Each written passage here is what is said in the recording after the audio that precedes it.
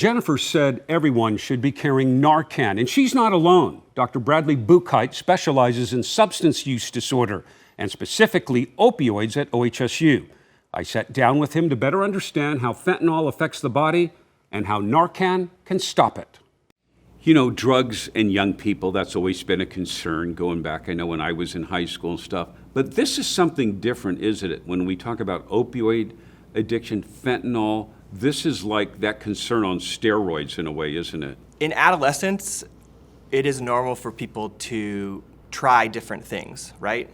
Try different foods, try different careers, see what they like, right? And part of that occasionally for some people is trying substances.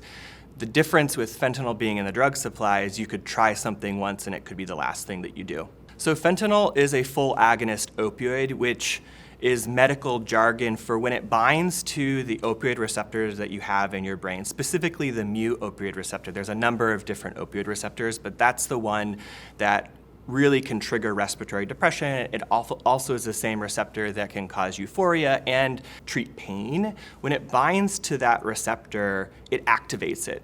And when it activates it, it does a number of different things, whether it's treating pain or sort of reducing your drive to breathe at higher doses. And so that's really what fentanyl does, is it gets into your bloodstream, it crosses that blood-brain barrier, and then it activates those receptors in your brain. And if you activate too many of those receptors, in essence what it's doing is it's telling your brain stem to not continue that drive to take the next breath. And so as you sort of overdose, if you will, your brain's not telling your body to breathe anymore. You stop breathing. Without breathing, you don't get oxygen into the bloodstream. Without oxygen in the bloodstream, systems start to shut down, including the heart and the brain, and then that leads to death.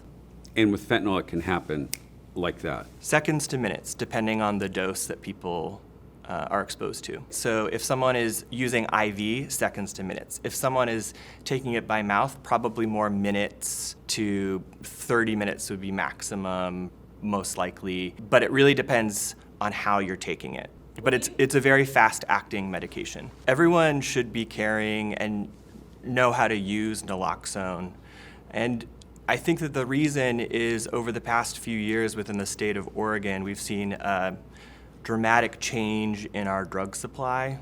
We went from seeing black tar heroin in the drug supply to now almost all fentanyl, which is about 50 times as potent as morphine.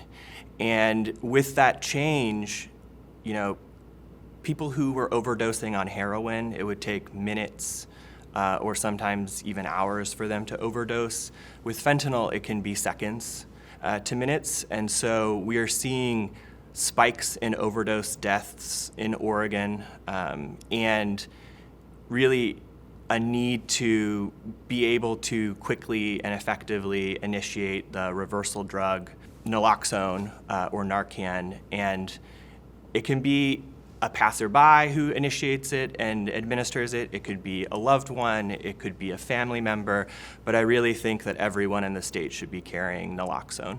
Now, is that what you carry around with you? Yes. So this is the naloxone nasal spray. Yeah, so naloxone is what we call an opioid antagonist. So it binds to the same receptors that fentanyl, oxycodone, heroin bind to, but it has such a strong binding affinity at those receptors that if another opioid is on that receptor, it will kick it off. And it does not activate the receptor at all. And so what you do is if you see someone and you're concerned for an overdose, right, they're not breathing, they have blue lips, or you know, their pupils are pinpoint, those types of things that you'd be looking for, then what you would do is you would peel it open, place this part in their nostril all the way up until it hits the bottom here, and then you would press. So peel, place, press. And then if you feel comfortable or have been trained in basic life support or advanced life support, then you could do rescue breathing and or CPR, and you would repeat this every 2 minutes until you got a response. Wow. And that's, in Oregon, you can get that without a prescription? You can. So you can go to any pharmacy and ask the pharmacist for a prescription of naloxone, and there may be a copay, but it is accessible via most pharmacies.